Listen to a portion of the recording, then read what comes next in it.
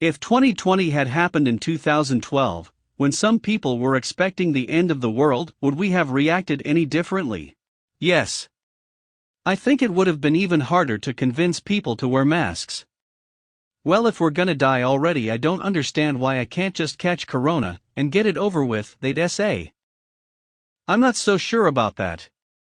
Back in 2012, the conspiracy communities hadn't quite yet become so politicized by the right-wing party, and anti-vax was around, but not as strong. Social media, where most anti-mask/anti-vax propaganda is spread, and the Facebook format of people constantly sharing politicized pictures wasn't as prevalent.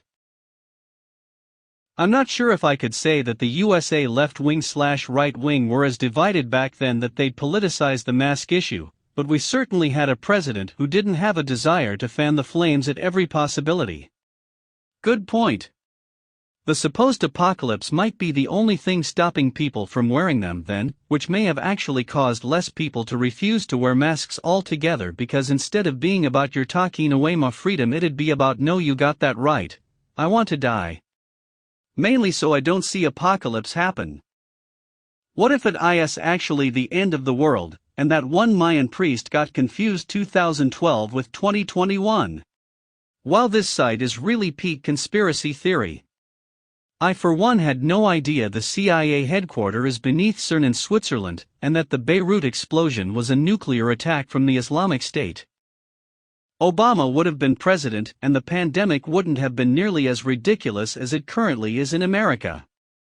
The politicization of face masks and my freedoms crowd would have been the vocal minority, and not been allowed to perpetuate our culture to the extent they did this year.